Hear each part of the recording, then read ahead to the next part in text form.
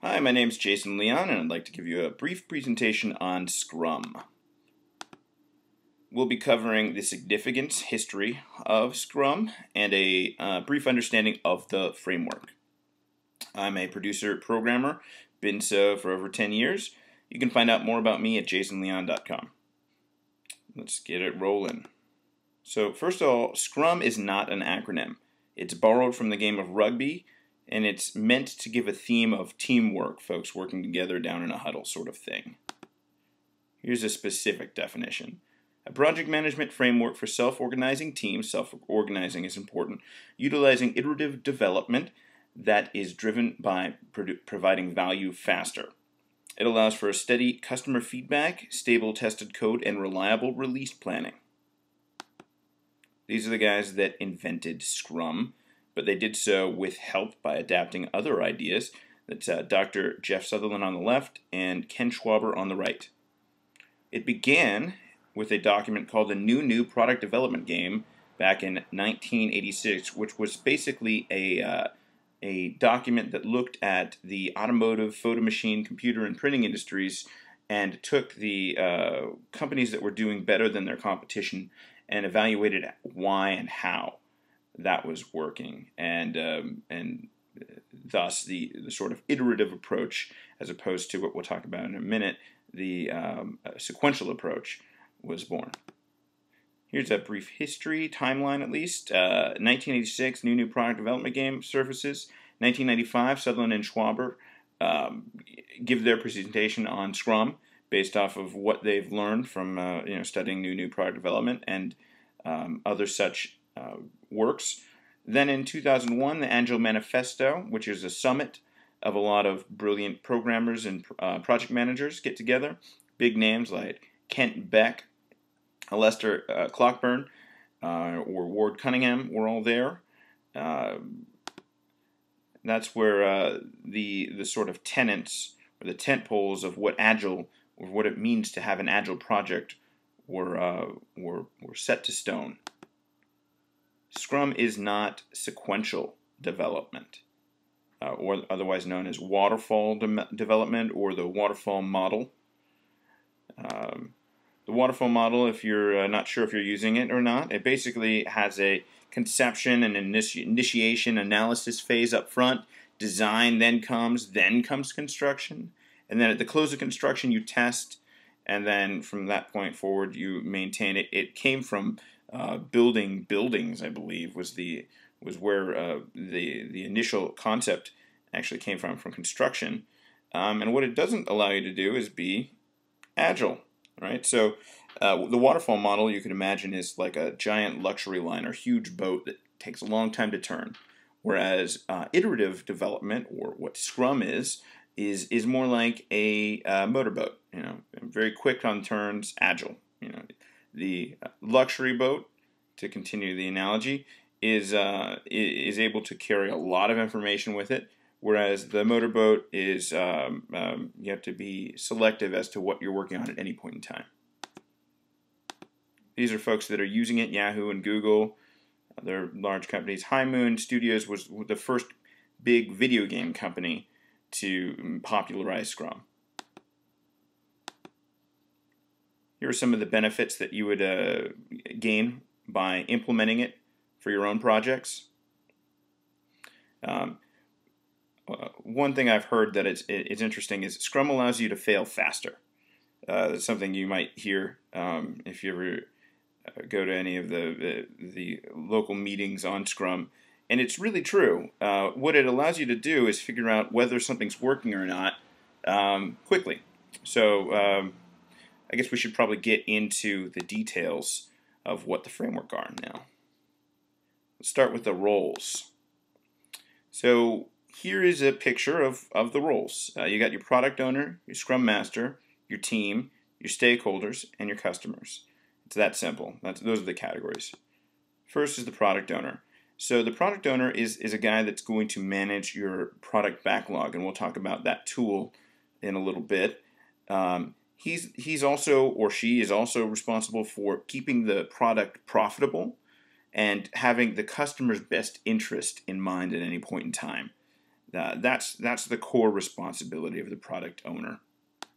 Scrum Master is the opposite of the product owner, and there should always be a small tension between the two. Whereas the product owner wants the product done faster and with the most features, the Scrum Master is responsible for keeping the integrity of the underlying code in place. So they should be the no man if the product owner is pushing too hard for too many features, and the Scrum Master knows that it's just not possible. That's the sort of tension that I'm talking about. It's better that the Scrum Master is in a book called Succeeding with Agile, Mike Cohn describes him as the servant leader, and that's a really good definition, I think, because the Scrum Master should be a humble leader, not an overbearing, bullish leader. But they're the guy that removes impediments for the rest of the team. The Scrum Master in your group needs to be someone that everyone looks up to. The Scrum team is typically made up of testers, programmers, and designers, if we're talking about game development or software development. And those are definitions of, obviously QA, the folks that find defects and such, engineers, the guys that are doing the architecture and implementation of code, and designers, what is it going to look like? Stakeholders, these are your benefactors, these are your VPs, these are anyone that's not hands-on development. Those would be your stakeholders. Something you might look up is pigs and chickens. Look at that up on Wikipedia, and it'll give you a kind of fun way to think about the difference between stakeholders and the actual Scrum team. The customers, in the end of the line, that's what we're all working towards, is to make something that they're going to be satisfied with. All right.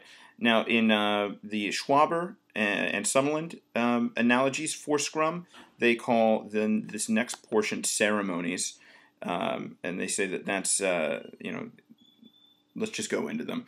The ceremonies, we have the sprint, we have the sprint planning meeting, the daily Scrum meeting, and the retrospectives. I'll start with describing the sprint. And the sprint is each iteration of development. It's going to span a certain amount of time, and it's going to, most importantly, end with done software. That's software that's been unit tested, acceptance tested, and that does what it says that it was going to do. And we'll talk about how we find out what it says it's going to do in the next slide. But this is the core of what our Scrum is all about, is these sprints. The duration, now I've seen durations all over the place. Ken Schwaber recommends 30 days. Personally, I think that's too much time. 2 weeks would be, I think, the longest that I would want my sprints to be. I like actually 1 week. I think 1 week sprints are a solid choice, and I've tried everything from starting them on Mondays and ending them on Fridays to starting them on Wednesdays and ending them on the following Wednesday, and to each his own, really. It's up to your group to decide when works best for you, and you'll do that by testing it. Sprint planning meetings. So the sprint planning meetings are the initialization of the sprint. That's where you're going to figure out off of the product backlog, which is a giant list of all of the requirements that you have, what you can pull off and do for your sprint and put it onto your sprint backlog. Those are basically two lists, right? The product backlog has everything that you need to do over the course of the software development cycle, and the sprint backlog is what you're working on in each iteration. Typically, your product owner is the one that's going to be what's called grooming the product backlog, or shuffling the priorities based off of what he's getting from the other stakeholders as the direction that they should head, or off of his own research or her own research as to what the market requires for your product. Next up, the daily Scrum. So daily Scrum is basically a meeting that you hold every day, and it's also referred to as the standing Scrum because you actually stand. as you have this. You stand in a circle. Some folks recommend that you stand in front of a product backlog or sprint backlog board so you can all see what everyone's working on in a horseshoe shape, or you can stand in a circle. These need to be less than 15 minutes, and honestly, 15 minutes is too long. When your team is humming, when you really got the whole thing down, and you have a good what's called rhythm, then you're going to be nailing these things in less than 10 minutes, sometimes 5 minutes. You basically just need to answer 3 questions. What have I done since the last meeting? Or what did I do yesterday? What will I do until the next meeting? Or what will I do today? And what are my impediments?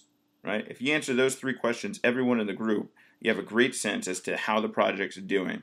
And the important thing with the impediments is that's when your Scrum Master or your product owner will pick those up and try and remove the barrier for you, so that you as a Scrum team member, be a designer, programmer, or tester, are freed up to just focus on what you need to accomplish that day. Retrospectives, that's the full circle of the feedback loop. Retrospective is basically at the close, once you have your done shippable software. And when we say shippable software, we don't mean software that you would put in the box. We mean that it's a finished piece that actually functions as was intended.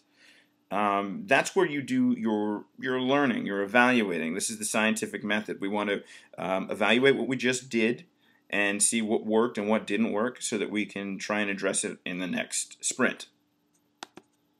This is a graph that basically shows what I just described. The sprint planning meeting up front, you can do those in 3 hours or less. When you're really moving, like halfway through your product development cycle, I'd say you're getting those things done in an hour, 2 hours if it's a really in-depth component that needs a lot of thinking. But that's it, and then you're off. You're off for your next to finish the project, to get to your next retrospective or the product demo. Artifacts.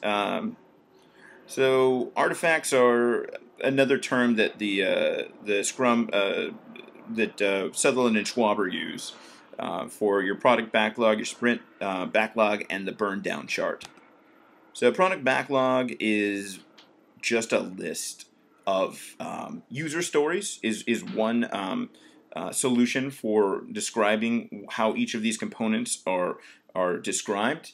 And you can learn more about user stories by looking up what is the name of that book? Succeeding with Agile, or User Stories Applied by Mike Cohn. He writes a lot on the subject. But even if you don't, it's basically just a deliverable. The description of a deliverable is what each product backlog item is. They're prioritized. I said grooming. Grooming is another term for just shuffling the what we work on next, and make sure that your product owner is doing that. Sprint backlog, simple. It's what we're working on during this iteration, and it's like a pull fashion. I like to have the Scrum team members actually pull their own projects if possible, because that gives them they're the most empowered because they've selected what they want to work on, and I think it just makes for a better experience in general. And finally, the burn down chart, and the burn down chart is just the history of the product backlog. To be honest, it's a graphical representation of what's happened. You imagine the x-axis on a graph being the products and the y-axis being time. So this is what an example of a burn down chart might look like. Simple as that. So that's Scrum in a nutshell, and I definitely suggest giving it a shot if you're not currently implementing Scrum or an Agile methodology, because it's for me it was night and day. I was a big supporter of the waterfall method. A lot of documentation.